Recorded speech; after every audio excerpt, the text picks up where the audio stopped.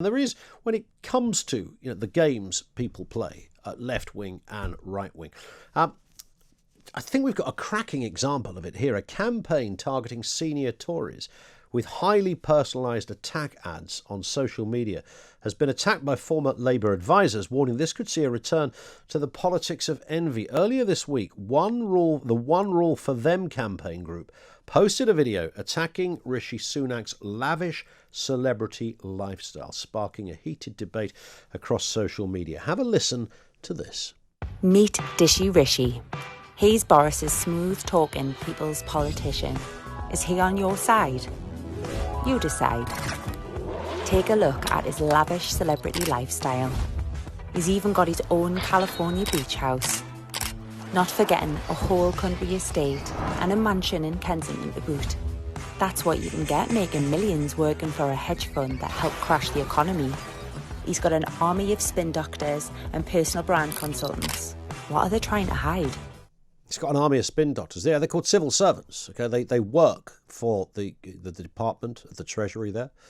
That's the same, whoever is in that. I love the celebrity. I mean, this is the hyperbole is beyond what you'd find on a headline on the Daily Star on that one. But what's it all about? The man behind the campaign, another former Labour advisor, Adam McNicholas, has insisted that unless Labour takes a more aggressive stance, it risks becoming politically weak and irrelevant. Mate, you missed the point. The reason why Labour were politically weak and irrelevant was because of that kind of thinking.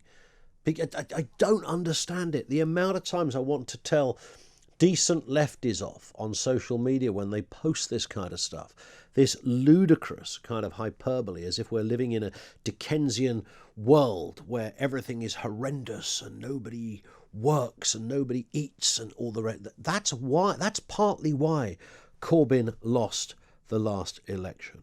However, the strategy has been widely condemned, by the way, by both sides of the political divide. Dominique Samuels is a Conservative commentator. I thought this stuff went out the window before we were both born, Dominique, but apparently it's back. It certainly is. And I just think it's reflective of the fact that I think the left are really quite scared of Rishi Sunak. His popularity has skyrocketed really in recent months, and there's even been talk of him being a prospective prime minister. So of course they have to level up the attacks and put into motion again this politics of envy, making out like he's this privileged banker, when in reality he's earning less money now in politics than he was before. So this idea that he's just raking in this cash and he's this kind of celebrity really is quite bizarre. And I think that this is something that the Labour Party, I think under Keir Starmer, has been trying to get away from, because it quite simply hasn't worked. They tried it under Jeremy Corbyn, and he lost. He lost twice. So they clearly haven't really learned from their previous defeats. Yeah, it's interesting. I mean, if he has got a house in the Caribbean, good luck to him, frankly, surely.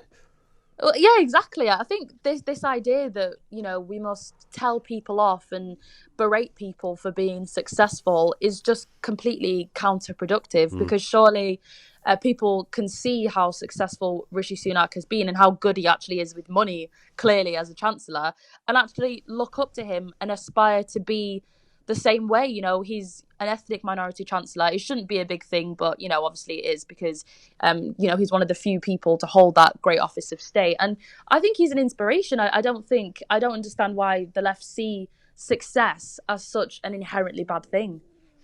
And it's interesting, you mentioned his ethnicity, and there is a relevance there in a way, Dominic, because if this was the right having a pop at Diane Abbott, who's on a bad day is an open goal, let's face it, then that they would be accused. they would be accused of, this because she's a black woman, this is racism. And of course, that would be the argument. You can almost hear the squeals on the green benches saying, this is racism. Well, here they are doing a similar thing with a brown man. I don't think it's racist, but I mean, that would be the game they would play on this. Yeah, exactly. I mean, I don't think they've done it to be racist. I just think they've done it to classically, put in motion the politics of envy that the left is used to. But you are right. I think when anyone had anything critical to say about Diane Abbott, they were immediately shouted down as racist. Actually, the other day, when I posted about that video about Rishi Sunak, someone said, I didn't hear a peep out of you with regards to Diane Abbott. Firstly, there's no evidence that I actually said anything about Diane Abbott that was directed at her race. But secondly, it's about ability. Rishi Sunak is, in comparison to Diane Abbott, a much more capable chancellor. And so these attacks on him by the left are completely unfounded. Yeah, it's interesting as well, isn't it? That, look, we know that the lockdown has been troublesome for a lot of people financially. We know that not everybody can be helped, and that the net they've tried to cast as wide as they can. But I don't think anybody could accuse Rishi Sunak of not trying his best to spread the assistance across the board. And of course, there will be people disgruntled, but man alive, we are talking telephone number-like figures.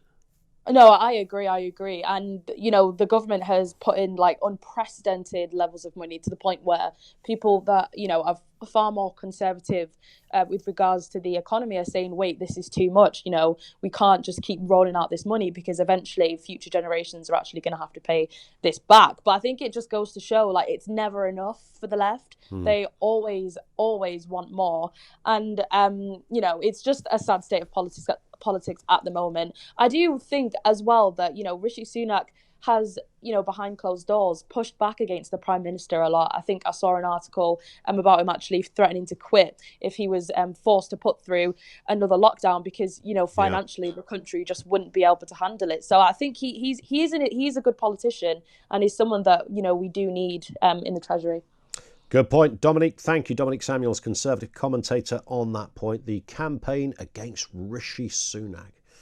The fact that he worked for a hedge fund, therefore he specifically worked for a specific hedge fund, of all the trillions of hedge funds that are out there, that was responsible for the financial crash.